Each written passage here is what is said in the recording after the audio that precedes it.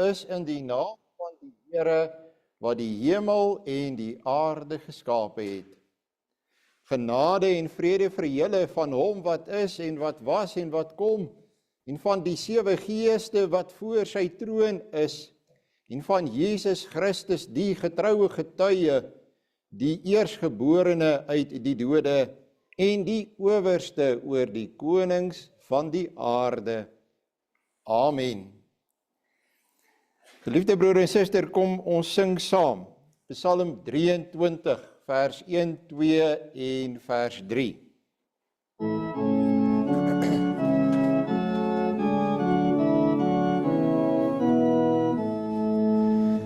Net so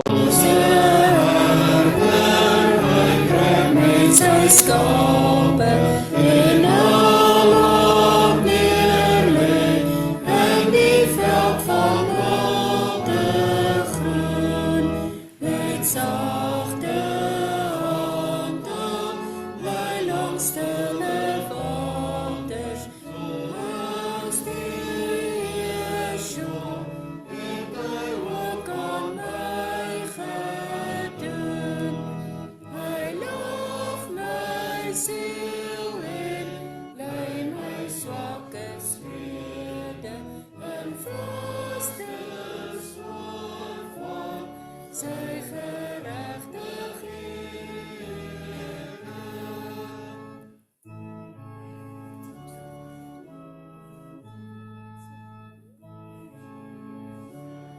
Soos skape doodsgevare, wat prooi van wolwe gaan, ek voel ek in die doodsdal diep en donker, van alle hulpbron, bloed in my alleenheid staan, dan nog ken ek geen doodsvrees of verskrik. Omdat die staf my roses en verkwikking, die bring vir my die afval en gereedheid, my hoofdryk olie en my beker vloei van wyn.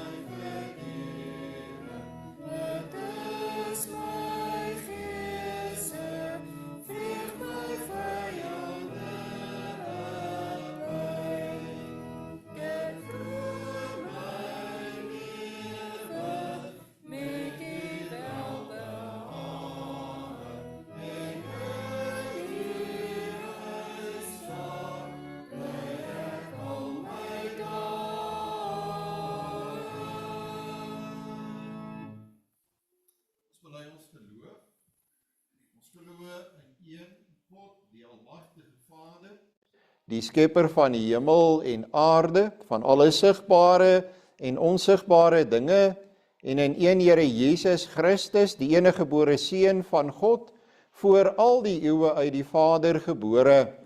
Hy is God uit God, lig uit lig, ware God uit ware God, gebore en nie gemaak nie, een in wese met die Vader, deur wie alles tot stand gekom het. Hy het ter wille van ons mense en ons saligheid uit die hemel neergedaal en het deur die Heilige Gees uit die maagd Maria vlees geword. Hy het mens geword. Onder Pontius Pilatus is hy gekruisig. Hy het gely en is begrawe. Op die 3de dag het hy volgens die skrifte opgestaan en hy het na die hemel opgevaar. Hy sit aan die regterhand van die Vader en hy sal met heerlikheid terugkom om die lewendes en die dooies te oordeel. Aan sy koningskap sal daar geen einde wees nie. Ons glo in die Heilige Gees wat Here is en lewend maak. Hy gaan van die Vader en die Seun uit en hy word saam met die Vader en die Seun aanbid en verheerlik. Hy het deur die profete gespreek. Ons glo aan een heilige, algemene en apostoliese kerk. Ons bely een doop tot vergifnis van sondes. Ons verwag die opstanding van die dooies en die lewe van die toekomstige bedeling. Amen. Geliefde broer en suster, direk na die wet van die Here sing ons Psalm 1 vers 1 en 2. Dit is natuurlik die Psalm wat die bekende beeld het van die boom en die gelowige as die boom wat vrug dra. En u sal ook sien met die tweede preek lees ek uit Jeremia 17, waar die Here sê dat hulle wat nie tevrede is nie, is soos 'n woestynbos, terwyl die gelowige wat vergenoeg is, of God genoegsaam is soos 'n boom. En daarom sing ons dan ook Psalm 1 vers 1 en 2, kondig dit nie weer aan nie. So luister na die wet van die Here uit Deuteronomium 5 vers 6 tot 21. Ek is die Here jou God wat jou uit Egipte land uit die slawehuis uitgelei het. Jy mag geen ander gode voor my aangesig hê nie. Jy mag vir jou geen gesneede beeld of enige gelykenis maak van wat bo in die hemel is, of van wat onder op die aarde is, of van wat in die waters onder die aarde is nie. Jy mag jou voor hulle nie neerbuig en hulle nie dien nie. Want ek, die Here jou God, is 'n jaloerse God, wat die misdaad van die vaders besoek aan die kinders. Ekskuus, die skerm het doodgegaan, aan die kinders, en aan die derde en aan die vierde geslag van die wat my haat. En ek bewys barmhartigheid aan duisende van die wat my liefhet en my gebooie onderhou. Jy mag die naam van die Here jou God nie ydelik gebruik nie, want die Here sal die een wat sy naam ydelik gebruik, nie ongestraf laat bly nie. Onderhou die Sabbatdag, dat jy dit heilig soos die Here jou God jou beveel het. 6 dae moet jy arbei en al jou werk doen, maar die 7de dag is die Sabbat van die Here jou God. Dan mag jy geen werk doen nie. Jy of jou seun of jou dogter, of jou dienskneg of jou diensmaagd, of jou os of jou esel, of enige dier van jou, of jou vreemdeling wat in jou poorte is nie, sodat jou dienskneg en jou diensmaagd kan rus soos jy. En jy moet daaraan dink, dat jy in Egipte land 'n slaaf was, en die Here jou God jou daarvandaan uitgelei het deur 'n sterke hand en 'n uitgestrekte arm. En daarom het die Here jou God jou beveel om die Sabbatdag te hou. Eer jou vader en jou moeder, soos die Here jou God jou beveel het, dat jou dae verleng mag word en dat dit met jou goed mag gaan, in die land wat die Here jou God aan jou gee. Jy mag nie doodslaan nie, jy mag nie egbreek nie, en jy mag nie steel nie, en jy mag geen valse getuienis teen jou naaste spreek nie, en jy mag nie jou naaste se vrou begeer nie, en jy mag nie na jou naaste se huis hinker nie, na sy landerye of sy dienskneg of sy diensmaagd, sy os of sy esel of iets wat van jou naaste is nie.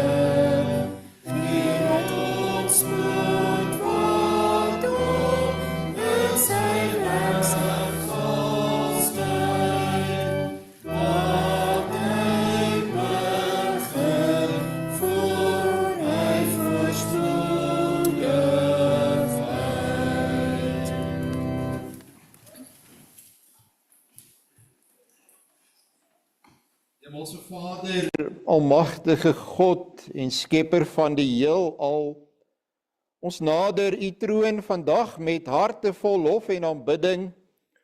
U is die Alfa en die Omega, die Allerhoogste wat gister, vandag en tot in ewigheid dieselfde bly.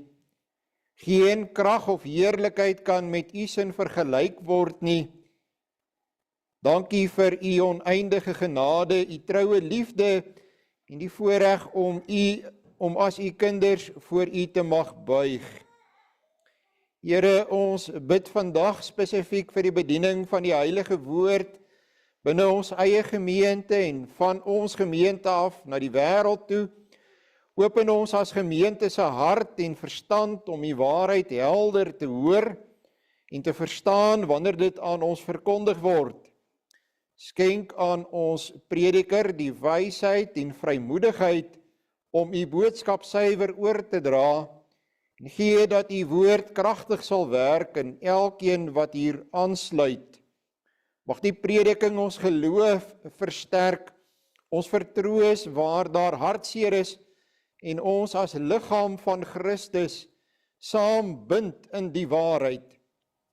Ons bring ook ons land voor u en bid vir 'n owerheid wat ons met godvreesende wysheid en integriteit sal regeer. Gee ons leiers die insig om regverdige besluite te neem, sodat ons land ekonomies en maatskaplik kan herstel. Ons vra dat u die deure vir werksgeleenthede sal oopmaak, sodat ons mense met waardigheid vir hulle gesinne kan sorg en daar weer hoop in ons gemeenskappe sal wees. Ons vra ook dat u ons sal help om ons Christelike geloof daagliks met dieselfde integriteit uit te leef. Moenie toelaat dat ons net hoorders van die woord bly nie, maar maak ons daders daarvan. Gee ons die krag om u liefde geduldig en vergifnis ook met ander te deel. Laat ons lig so skyn dat mense u raak sien in alles wat ons doen of sê. Maak ons mense wat tevrede en dankbaar is vir elke gawe wat ons uit u Vader hande ontvang. Aan u, o God, behoort al die lof, die eer en die heerlikheid tot in alle ewigheid. U is waardig om geprys te word, nou en vir altyd. Ons loof u heilige naam en ons bid ons hele gebed in die naam van ons Here Jesus. Amen. Geliefde broer en suster, ons lees saam met die woord van die Here. Eers uit Numeri hoofstuk 11 vers 4 tot 6. Eindelik die hele Numeri hoofstuk 11 van vers 4 tot 34. En die gemengde bevolking wat onder hulle was, is met lus bevang. Toe het die kinders van Israel ook weer geween en gesê, wie sal vir ons vleis gee om te eet?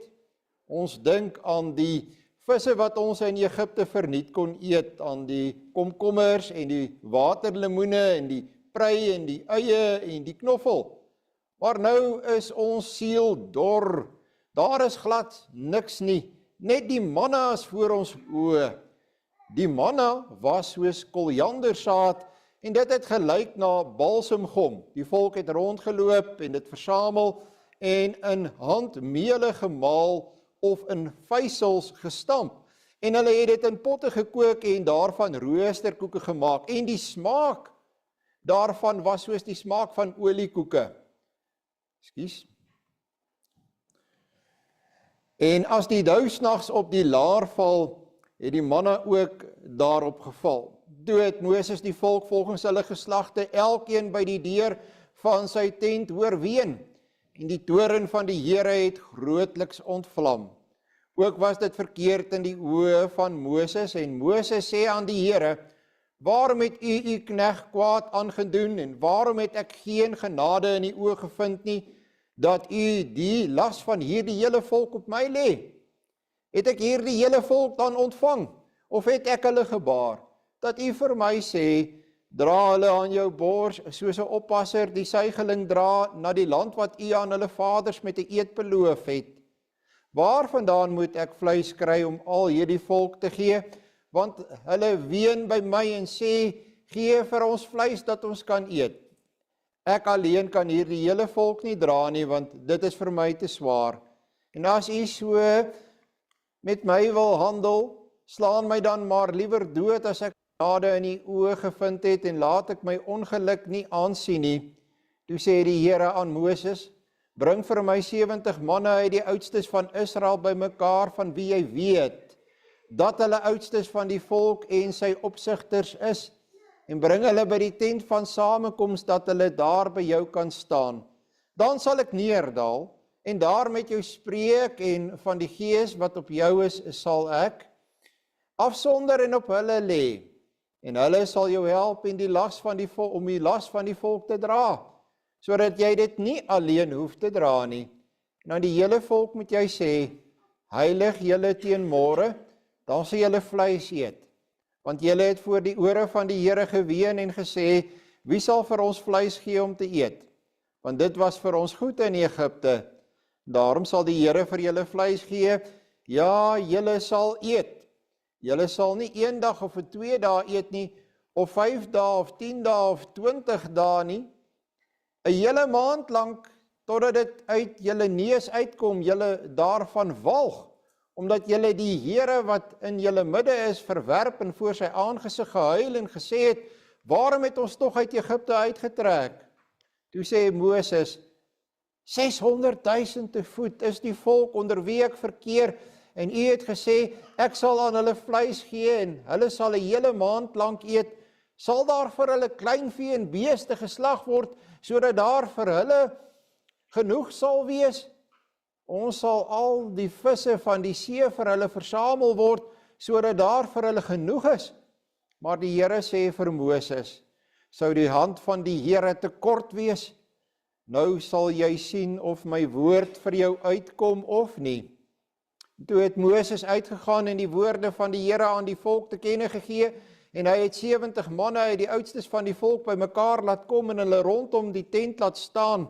Daarop het die Here neergedaal in die wolk en met hom gespreek, en hy het van die gees wat op hom was afgesonder en op die 70 oudstes gelê. En terwyl die gees op hulle rus, het hulle geprofeteer, maar daarna nie meer nie. Maar 2 manne het in die laar agtergebly, die naam van die een was Eldad en die naam van die ander Medad. En die gees het op hulle gerus. Hulle het behoort by die wat opgeskrywe was, hoewel hulle nie na die tent uitgegaan het nie. En hulle het in die laar geprofeteer. En toe hardop 'n seun en vertel dit aan Moses en sê, Eldad en Medad profeteer in die laar. En Joshua, die seun van Nun, die dienaar van Moses van sy jeug af, antwoord en sê, my Heer Moses, belet hulle dit. Maar Moses sê vir hom, ywer jy vir my? Ag, as die hele volk van die Here maar profete was, dat die Here sy gees oor hulle mag gee. Daarop het Moses hom in die laar teruggetrek, hy en die oudstes van Israel.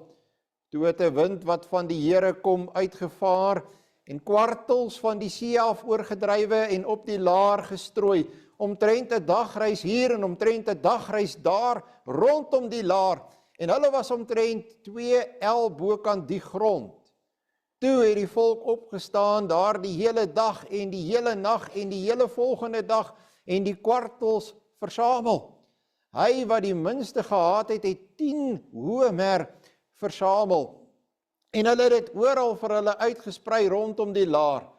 Die vleis was nog tussen hulle tande voordat dit gekou was, toe die toorn van die Here alreeds teen die volk ontvlam het, en die Here het onder die volk 'n baie groot slagting teweeggebring.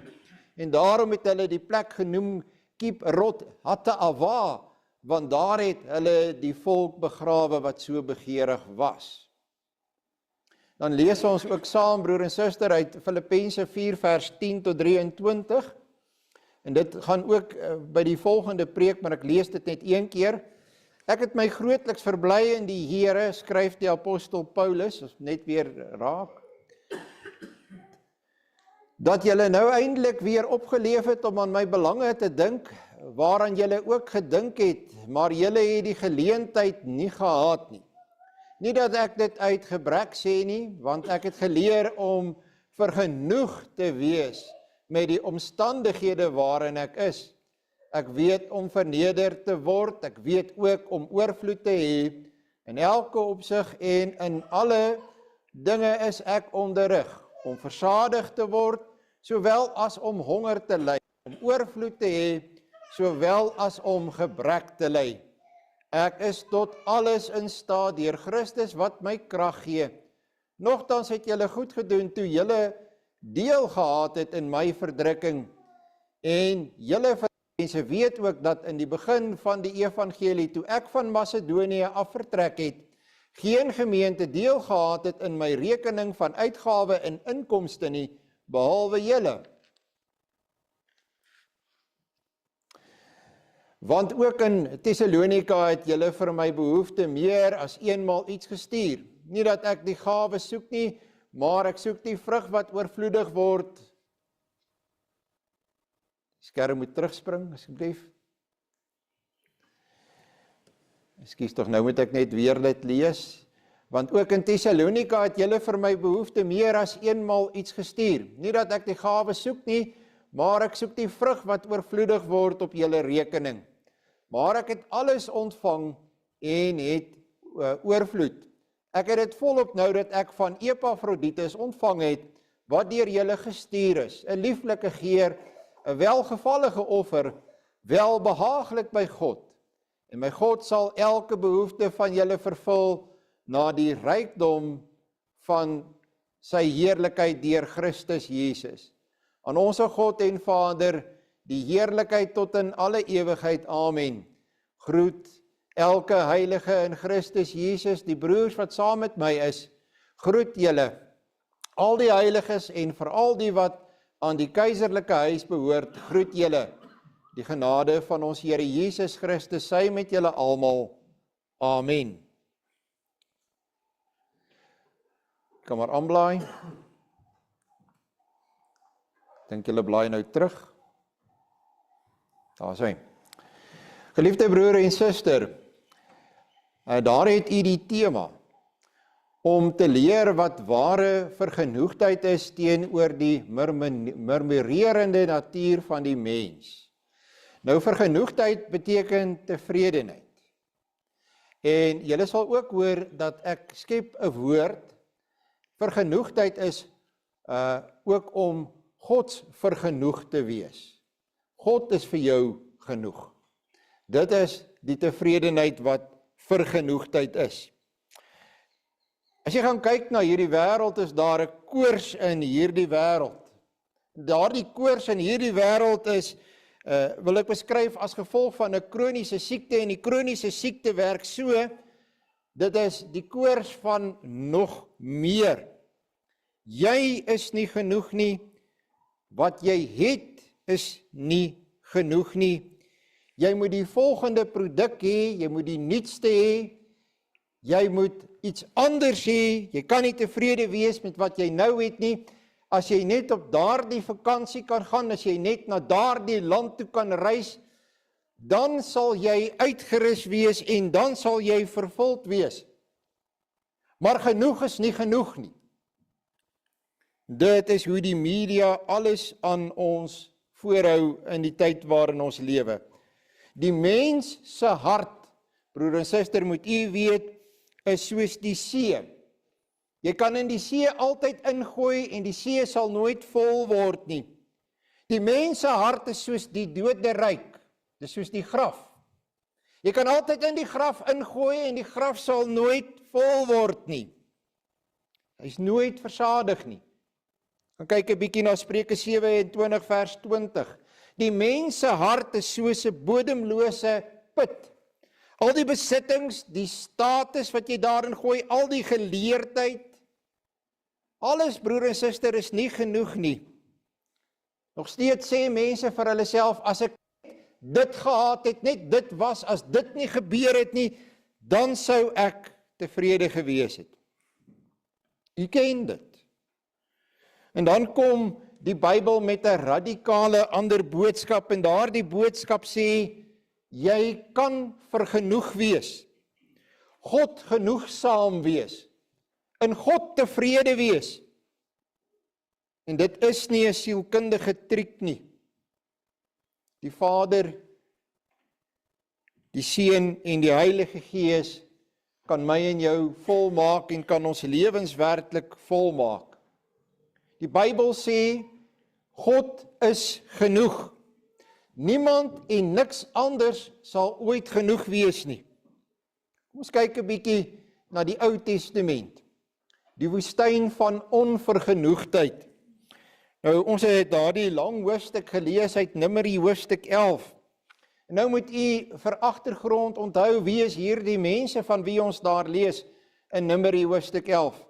Dis die volk wat voorheen slawe was in Egipte. En die Here het gekom en hulle uit Egipte land uitgelei.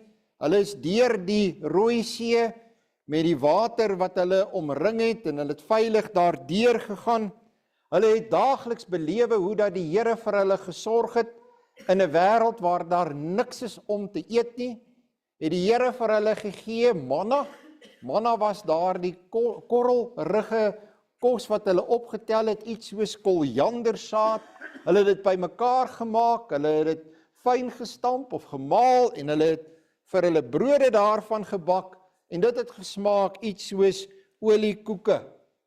En dan kom die volk uiteindelik by 'n punt wat dit alles beleef het en nou vry is.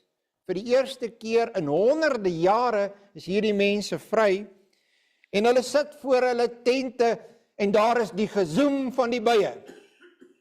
En u sou gesien het, daar is artikels in die saadkorrel wat handel oor die insekte van die Bybel. En onder andere een van daardie insekte wat bespreek word in ons saadkorrel is die bye. En julle weet hoe maak bye wat in hulle korf is, dit zzz, so. Dit zoom sommer so. En so klink hierdie volk, as jy staan en na hulle luister. Wie sal vir ons vleis gee om te eet? Ons onthou die visse wat ons in Egipte verniet geëet het, maar nou is ons siel dor, daar is niks behalwe hierdie manna voor ons oë nie. Ewe skielik is Egipte fantasties gewees. Ewe skielik is Egipte die land van melk en honing gewees. Ewe skielik het hulle geen swaar kry en ellende in Egipte geken nie. En toe kom die Here en Moses en hy lei hulle in hierdie ellende van vryheid in. Kan jy dit indink? Die onreg wat hierdie mense aangedoen is. Die Hebreëse woord wat gebruik word vir begin kla, is eintlik daardie raserigheid. Verwys na daardie brommerigheid wat jy gehoor het onder hulle. Hulle is blind vir die foute van die verlede, blind vir dit wat in die verlede hulle lewe hel gemaak het en wat sleg was. En die wonderwerke van die Here, dit sien hulle nie, daardie manne wat hulle elke dag optel, en hulle romantiseer die verlede. Net soos wat baie mense vandag in Suid-Afrika ook die verlede romantiseer. Die verlede was baie beter. Nie alles in die verlede was so fantasties gewees in Suid-Afrika nie. Laat ons maar met mekaar ook daaroor eerlik wees. Ek maak geen uitspraak nie. Maar wanneer jy dit doen, die oomblik as jy dit doen, dan vat onvergenoegdheid, kry dan 'n hou vas op jou hart. Wat is die gevolg daarvan, van hierdie gezoem onder die volk, hierdie gekla? Die Here sê, hier gaan iets gebeur, en daar gebeur iets. Daar kom klein voeltjies. Mens kry hier in die Vrystaat, ek weet nie of julle weet nie, kry jy 'n baie klein kwarteltjie, dis die oulikste voeltjie. Mense sou sê eintlik, ek dink hulle noem hom 'n patrysie, maar hy's baie klein. En daai kwartels was omtrent soos daardie voeltjie, en ek het hom al gesien hier op plase in die Vrystaat as jy vir hom kyk. Nou dan kry hulle daardie klein voeltjies en hulle vlieg nie baie hoog nie, en die volk kan hulle vang. Hulle kan vir hulle oor genoeg van hierdie kwartels vang en hulle begin om hierdie kwartels voor te berei en hulle eet hierdie kwartels. En die vleis was nog nie mooi tussen hulle tande nie. Toe begin hulle die een na die ander dood te gaan. Die rede waarom hulle dood gegaan het, was hulle ontevredenheid. Hulle het 'n bodemlose ontevredenheid en onvergenoegdheid in hulle gehad. Na hierdie kwartel sou dit net dood eenvoudig weer iets anders te gewees het wat hulle nie meer tevrede is nie. Uiteindelik sou dit nie moes kwartels wees nie, dit sou styks moes wees. Want dit is hoe dit met mense mos maar werk. Bodemlose ontevredenheid. En weet jy wat is die gevolg daarvan? Presies dit wat gebeur het daar met die volk. Jy vernietig jouself, want jy is nie tevrede nie. Ek is nie tevrede met my huweliksmaat nie. Ek is nie tevrede met die kinders wat ek het, of die prestasies wat hulle bereik nie. Ek is nie tevrede met die voertuig wat die Here vir my gegee het nie. Ek wil ook 'n beter voertuig hê. Ek is nie tevrede met my liggaam nie. Ek is nie tevrede hiermee nie. Ek is nie tevrede daarmee nie. Ek is nie tevrede met die hoeveelheid geld wat ek het nie. Daar is nou 'n advertensie, ek weet nie of u dit gesien het op die televisie nie. For the people who are never satisfied. En dan staan hy so en hy skeer en jy kan sien, kyk, hierdie man gym elke dag. For the people who are never satisfied. Daar's 'n vrou, dink ek ook, wat in 'n gym oefen. Jy moet hulle idealiseer. Die mense wat nooit tevrede is nie. Jy moet soos hulle wil wees. Nooit tevrede nie. Altyd nog 'n ding om te jag, altyd nog 'n ding om te vang, altyd nog 'n ding om te bereik. Nog meer, nog inpalm. Jy moet soos hulle wees. So word dit aan ons voorgehou. En nou kom die Bybel, die Heilige Gees, en hy sê vir ons, dit is hoe jy jouself vernietig, dit is hoe jy jou kinders vernietig, dit is hoe jy jou kleinkinders gaan vernietig. Dit is leuns, dit is leuns, dit is alles die leuns van die duiwel. Moet dit nie glo nie. Daar moet 'n punt in jou lewe kom dat jy vergenoeg is. Dat jy in God genoeg het, God genoegsaam is. Dat jy tevrede is, dat jy kan berus. Maar jy sien, broer en suster, die volk, die probleem was nie die vleis nie. As hulle 'n variëteit wou gehad het, 'n variasie wou gehad het, 'n meer diverse dieet wou gehad het, kon hulle na die Here toe gegaan het met die nodige vertroue dat hy is 'n goeie vader, beter as enige aardse pa, en hulle kon met respek vir hom gevra het, en hy sou hulle nie geweier het nie. Maar die manier van daardie gezoem en daardie gemurmureer en gekla en die ontevredenheid is soos 'n kind wat 'n vloer moer gooi. 'n tantrum. Hulle het 'n tantrum gegooi. Wat maak jy met 'n kind wat 'n tantrum gooi? Jy gee hom 'n pak slaag. Dis wat die volk hier gedoen het. Dit wys vir jou, broer en suster, wat hulle gedink het van God. As jy nou na die Nuwe Testament toe gaan, en ek het weer gedink oor dit wat ek geskryf het by die 3de punt, die tronk as die skool van Godgenoegsaamheid. Die tronk as skool van Godgenoegsaamheid, die woord tronk is verkeerd daar. Toe Paulus Filippense geskryf het, was hy nie in 'n tronk, 4 mure met eysterdeure en eyster voor die venster nie. Hy was, weet ons, en ek kan dit vir u bewys uit die boek Handelinge uit, hy was onder huisarrest in Rome. Met ander woorde, hy het 'n huis gehad, maar hy was waarskynlik elke dag vas aan 'n Romeinse soldaat. Een van die soldate wat die keiser opgepas het. Hy was vas aan hom. Hy kon nie net gaan waar hy wou nie. Mense kon hom kom besoek en hy kon skryf en hy kon praat en hy kon allerlei ander werk doen, maar hy kon nie vry rond beweeg nie. Dis eintlik wat ek daar bedoel. Maar Paulus sê, In hierdie tronk dan nou in aanhalingstekens het hy God genoegsaamheid geleer. Nou hoe het dit gewerk? As hy daar gesit het, kon hy nie uitgaan en werk gaan doen nie. So die mense van ander gemeentes het vir hom geld gestuur, sodat hy kan kos koop, sodat hy sy huur kan betaal, sodat hy kon lewe. Hy was afhanklik van ander mense. En daardie afhanklikheid van ander mense het uiteindelik beteken dat hy het iets geleer. Wat hy geleer het is, dat God sal vir my sorg. Dit wat die volk Israel in die woestyn moes geweet het. God sal vir my sorg, ek kan tevrede wees. En nou vat Paulus 'n Grieks filosofiese term, eintlik 'n term wat deur die siniese stoïsyne gebruik is.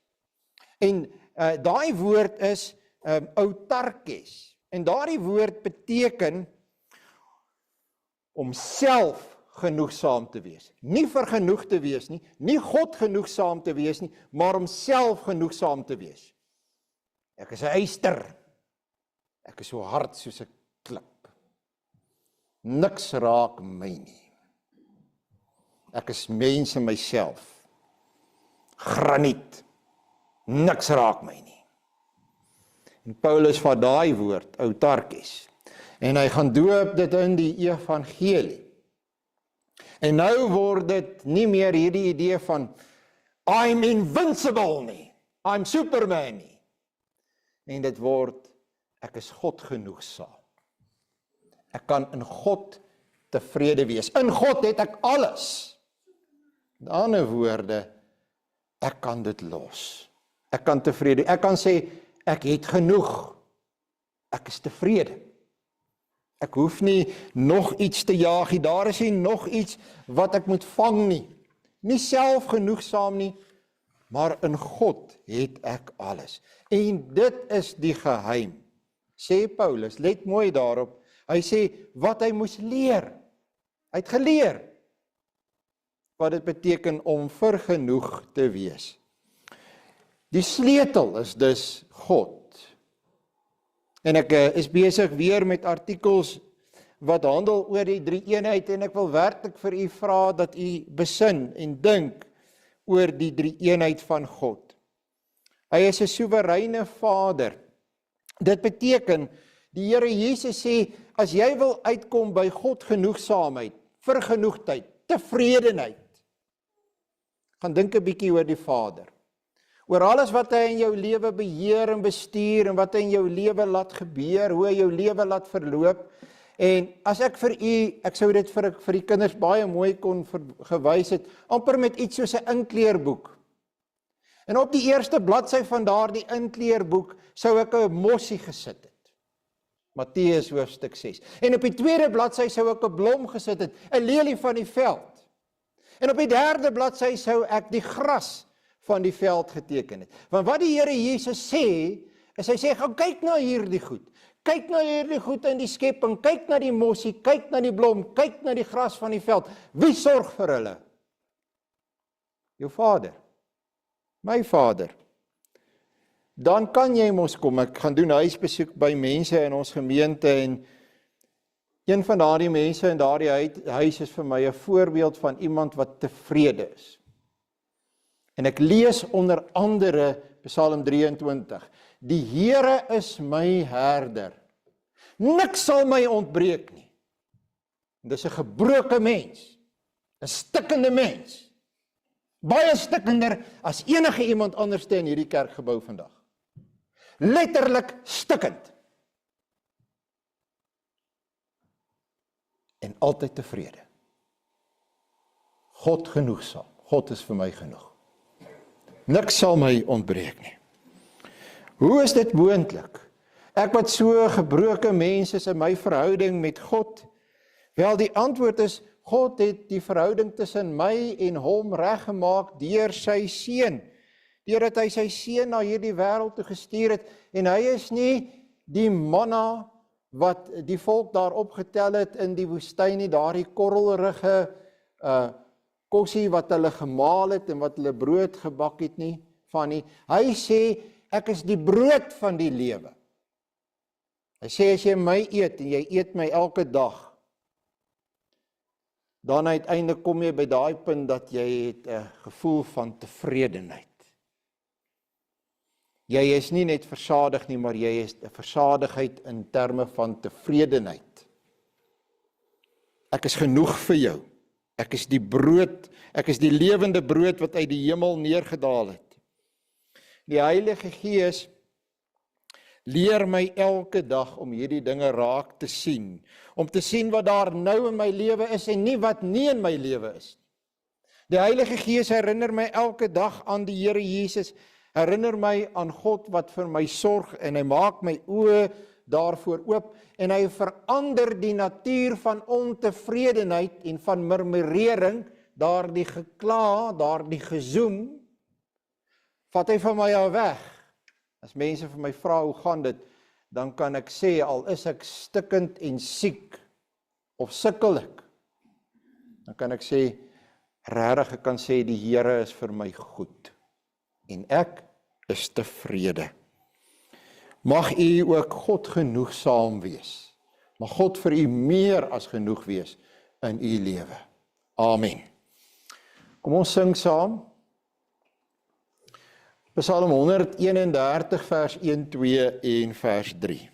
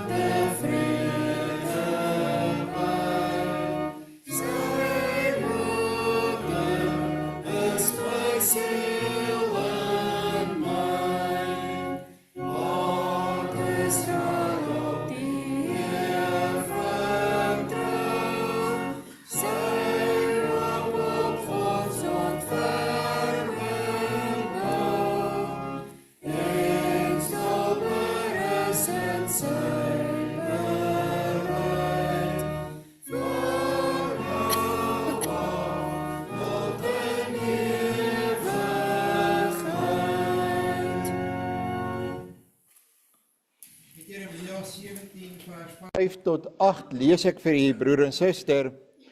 So sê die Here, vervloek is die man wat op die mens vertrou, selfvertroue en vlees sy arm maak, terwyl sy hart van die Here afwyk. En hy sal wees soos 'n kaal bos in die wildernis, en hy sal nie sien as die goeie kom nie, maar dorplekke in die woestyn bewoon, 'n brakkerige en onbewoonde land. Geseënd is die man wat op die Here vertrou, en wie se vertroue die Here is, want hy sal wees soos 'n boom wat by water geplant is, en sy wortels uitskiet by die stroom, en nie vrees as daar hitte kom nie, maar sy blad bly groen, en in 'n jaar van droogte is hy nie besorg nie, en hou nie op om vrugte te dra nie. 'n Baie groot kontras.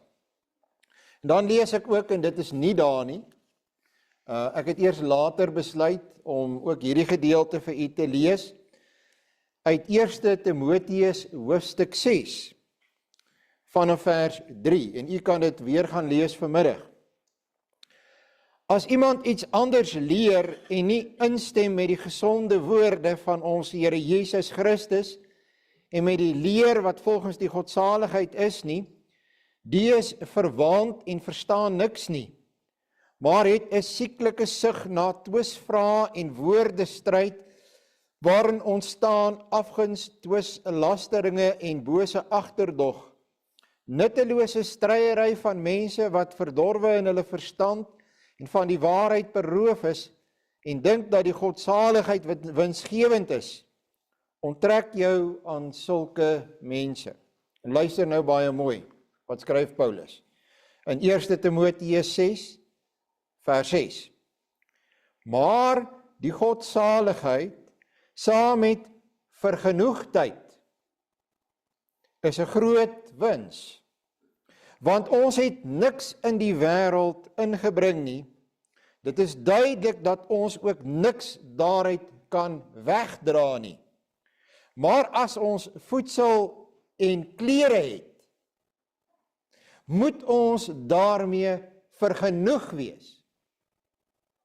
Maar die wat ryk wil word, val in versoeking en strikke en baie dwaase en skandelike begeerlikhede, wat die mense laat wegsink in verderf en ondergang.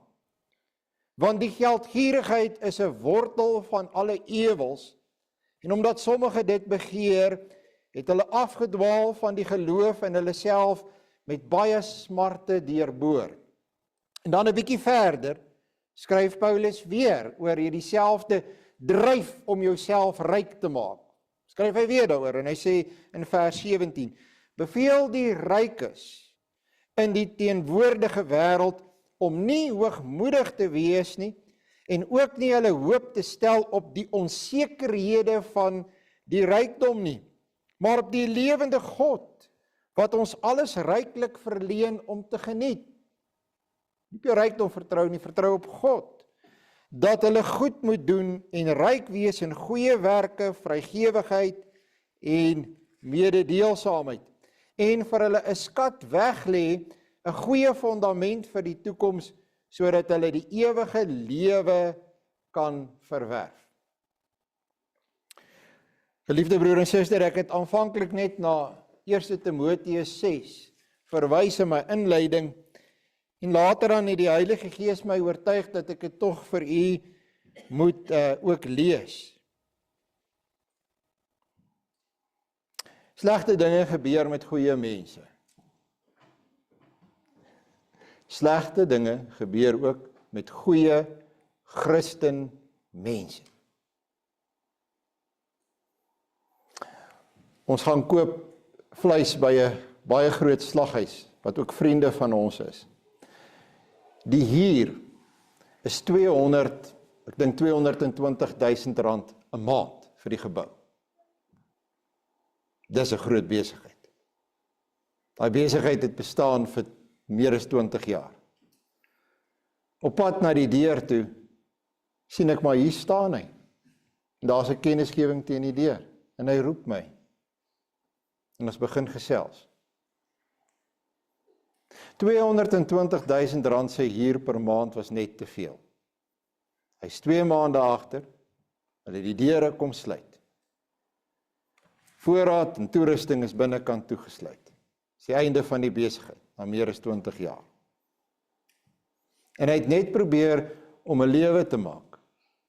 Hy het almal betaal wat vir hom werk, en ek is nie seker hoeveel mense daar gewerk het nie, maar ek sou sê, definitief meer as 10.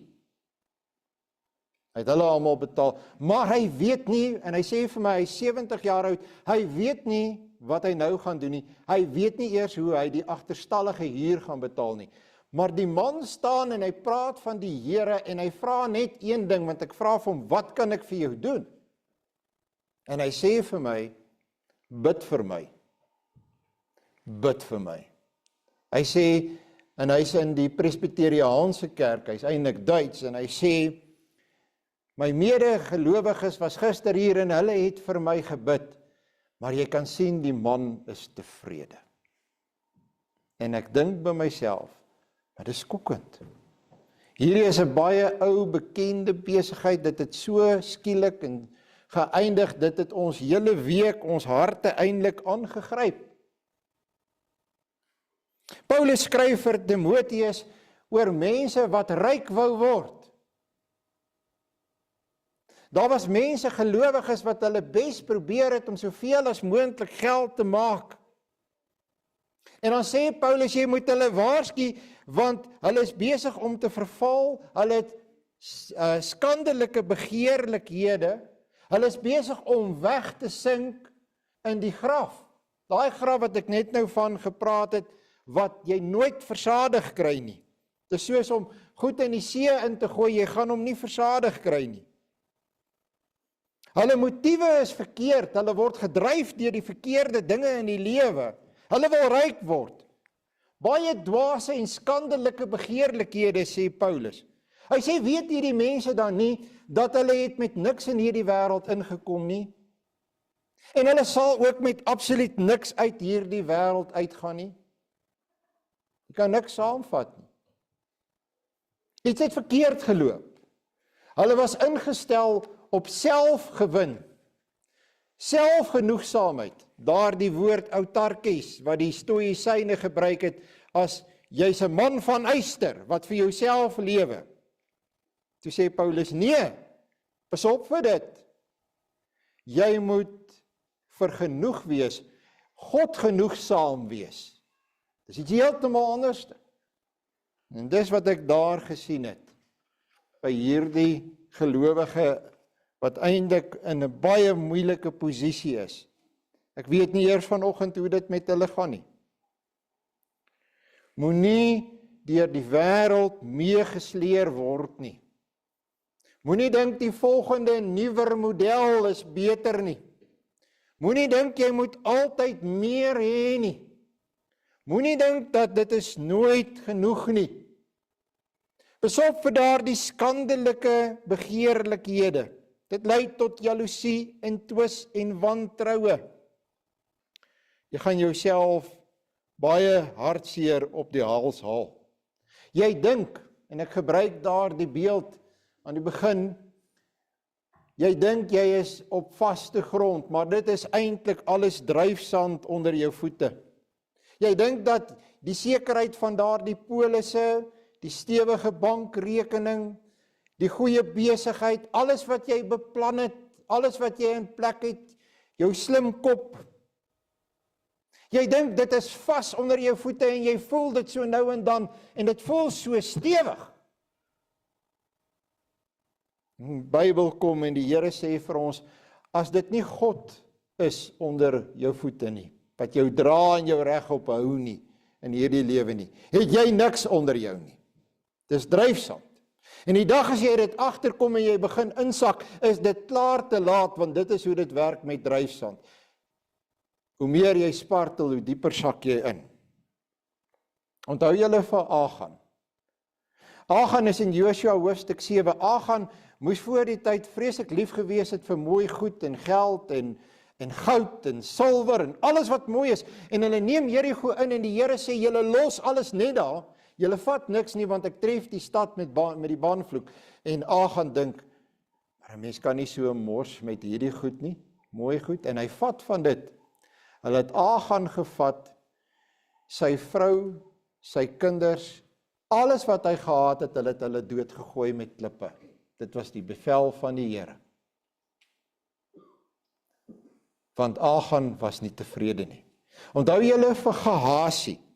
Gehasie 2 Konings hoofstuk 5. Die man wat gelewe het saam met Elia. Ek meen, wat 'n formidabele profeet. Het niks van hierdie profeet van die Here afgevryf op Gehasie nie, maar Gehasie sê, as Naaman sê, vra net wat jy wil en ek gaan dit vir jou gee. En Gehasie dink by homself, maar dit is daarom 'n vermorsing om nie iets te vat by hierdie man nie, en hy draai om en hy gaan en hy sê, my meester vra dit en dit en dit en dit, maar dis eintlik vir homself, vir Gehasie. En Gehasie het daar weggegaan van Naaman, wit van die melaatsheid. Wit van die melaatsheid.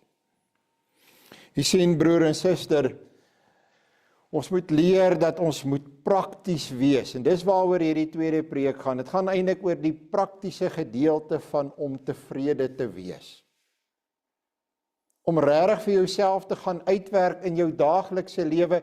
Hoe maak ek vrede met wat ek het, wat ek is, met wie ek getroud is, wie my kinders is? Hoe maak ek daarmee tevrede? En ek sê vir myself, dit is genoeg. Ek is dankbaar hiervoor. En die antwoord bly dieselfde as in die eerste preek. Die antwoord is God genoegsaamheid. Met God tevrede te wees.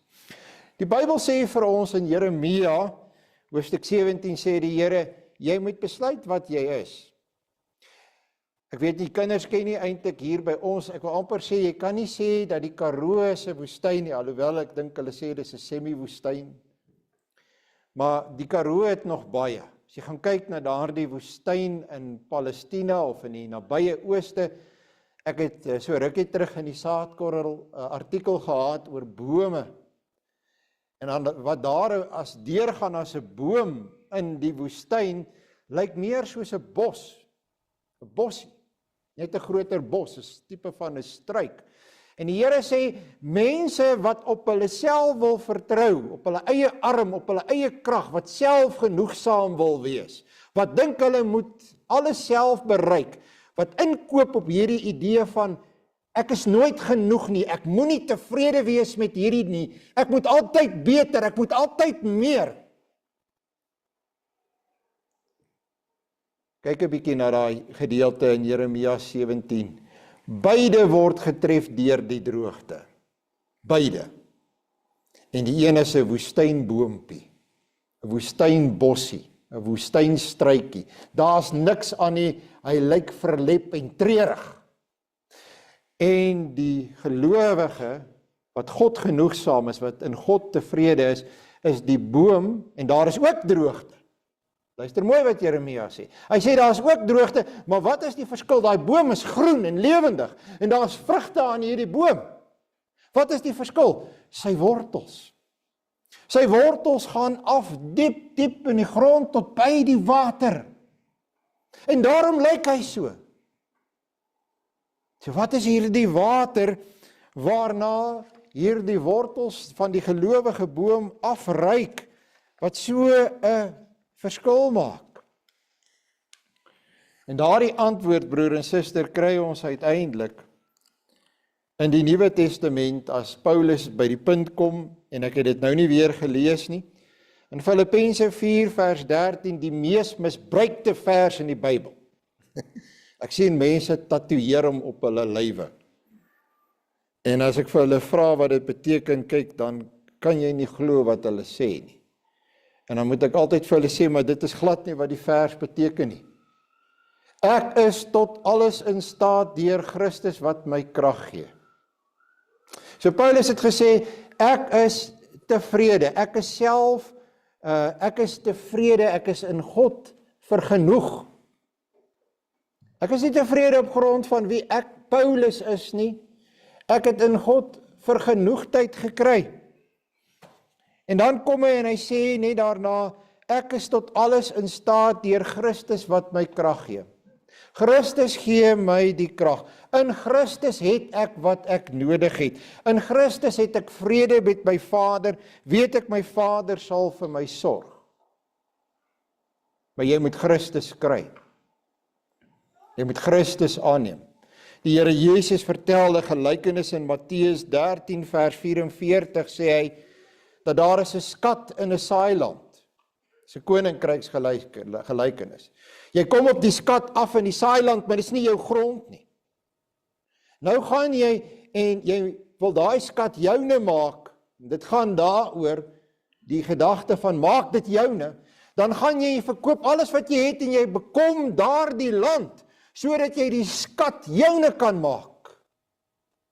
En as jy Christus nie joune gaan maak nie, dan gaan jy nooit verstaan wat hierdie preek oor gegaan het. As jy nie Christus gaan aanneem nie, as jy nie Christus in jou lewe elke dag gaan inbring nie, as Christus nie by jou gaan inwoon nie, nie net nou en dan besoek af lê nie, as jy nie die woord van die Here gaan verslind nie, broer en suster, dan gaan jy uiteindelik altyd dors bly, altyd honger bly, altyd nie versadig wees nie. Ek het verwys na Johannes 6 vers 35, ek is die brood van die lewe, wie na my toe kom sal nooit honger kry nie. Jy moet elke dag eet. Ek is die brood van die lewe, wie na my toe kom sal nooit honger kry nie. Is jy honger? Jy weet, die Here Jesus ontmoet 'n vrou by 'n put by Samaria. En die vrou het gelei aan liefdesdors. Jy sien dit baie in die lewe. En die Here sê vir haar, hy groet haar en hy vra vir haar water. En sy sê vir hom, maar hoe is jy wat 'n Jood is en jy kom en jy kom vra vir my water, en wat het sy van die Here gedink, hierdie vrou, met wie die Here daar praat by die put, met die groot liefdesdors? Het sy hom net gesien as nog 'n man? Ek dink is wat sy gedoen het. Ek dink sy het hom gesien as nog 'n man. Maar hierdie vrou sê, hy sê vir haar, ek weet jy het baie mans gehad. Daardie brandende dors in jou het jy probeer, daardie gesoek na liefde, het jy probeer volmaak met een man, na die volgende man, na die volgende man, na die volgende man, en jy is nog steeds leeg. Jy is nog steeds leeg. Is dit nie so nie? En sy weet sy is leeg. En hy sê vir hom, ek het vir jou water, wat as jy van hierdie water drink, sal jy nooit weer dors kry nie. Ek kan die gaping in jou lewe vul, heeltemal, dat jy vol is, dat jy versadig is, dat jy niks kort kom nie. Maar ek is die antwoord. Jy moet seker maak dat ek in jou lewe is. En nou vra ek vir u broer en suster, het u daardie sekerheid, sodat die Here u werklik volmaak? Ons lees dat die apostel Paulus sê vir ons broer en suster, dat ek is tot alles in staat deur Christus wat my krag gee. Christus maak my vol. Hoe word hierdie krag van die Seun van God, wat deur die Vader beplan is, uiteindelik daagliks deel van my lewe? Die antwoord is die Heilige Gees. Die Heilige Gees gee in my die vrug van vrede, die selfbeheersing. Dit alles gee hy vir my, hy maak my oë oop vir alledaagse gewone dinge. 'n warm bed om in te slaap. Paulus sê, maak jou oë oop vir kos, vir klere, vir die dak oor jou kop, vir die alledaagse. Weet jy, alle siele soek en is leeg, want ons is sondaars. Maar baie mense se antwoord vir daardie leegheid in hulle is mans of vrouens of geld of goed of geleerdheid of die een of ander prestasie wat hulle wil bereik of oefening of 'n motor.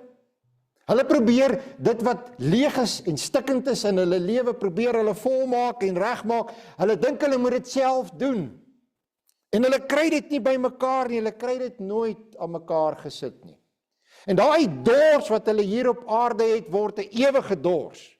Die gelykenis van Lazarus en die ryk man, dan sê daar die ryk man, ag laat Lazarus tog net kom met sy swerende, smetterige vinger en een druppeltjie vir my tong bring. Een druppeltjie.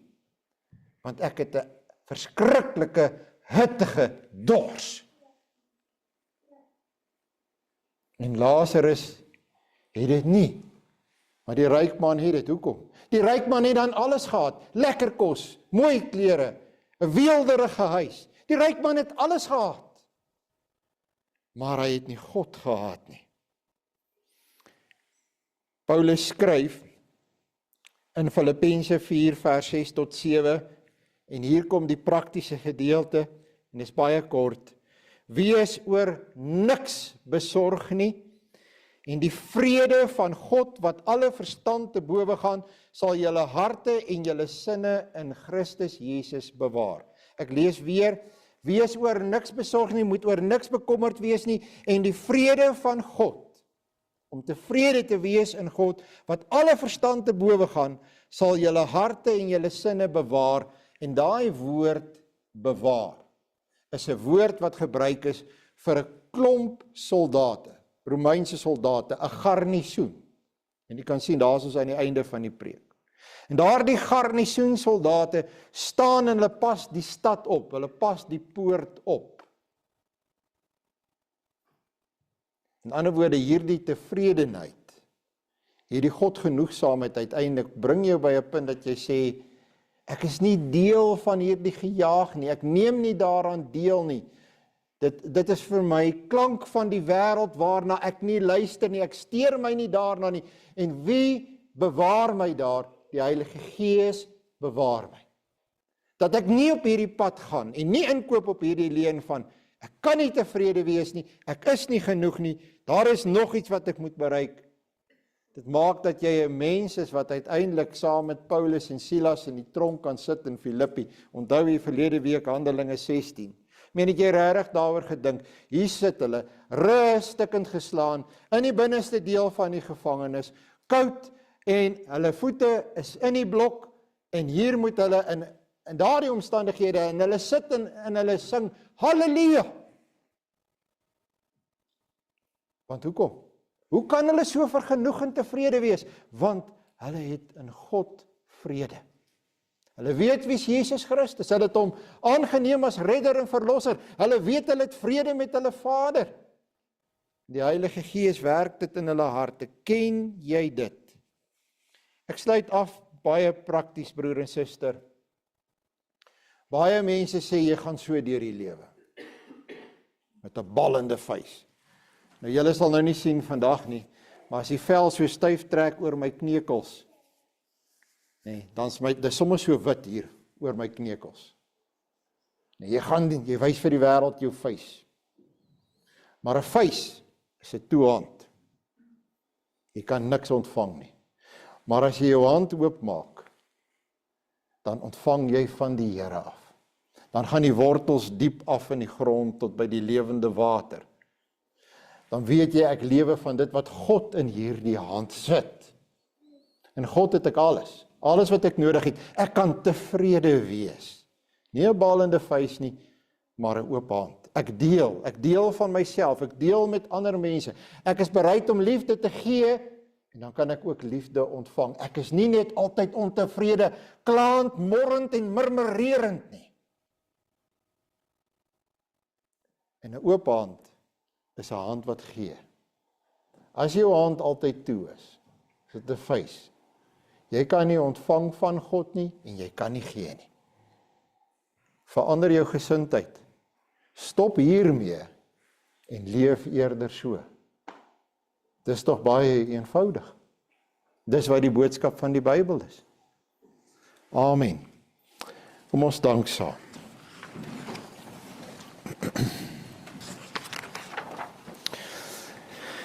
Hemelse Vader, almagtige God en Skepper van die hemel en van die aarde, ons nader U met harte wat oorloop van lof en aanbidding. U alleen is waardig om geprys te word. U is die bron van alle goeie dinge in ons lewe. Here, ons bring vandag vir U die groot dankoffer vir die woord wat U na ons toe laat kom het. Ons is tevrede. Dankie dat U ons deur hierdie preke kom stil maak het en ons oë opnuut geopen het vir die rykdom wat U in ons Here Jesus Christus in ons lewens moontlik gemaak het. Vergewe ons waar ons so gereeld vasgevang is in die gejaag na nog meer, waar ons ontevrede was oor dit wat U vir ons gegee het of wat U ons gemaak het. Dankie vir die kosbare herinnering dat die ware rykdom nie lê in die sigbare en in die aardse dinge nie. Ons dankie vir die diepe vrede wat in ons harte kom nes maak het, nadat ons hierdie boodskap gehoor het. Help ons as gemeente om hierdie vergenoegdheid nou daagliks uit te leef. En gee aan ons die vrede wat daar is in Christus. Laat ons lewens 'n getuienis wees van mense wat rus gevind het. U is die anker van ons siele, U is ons ewige rykdom, en dit verminder of vergaan nooit nie. Ontvang ons dankbaarheid in Christus se naam. Amen. Daar is geleentheid vir die diens van barmhartigheid.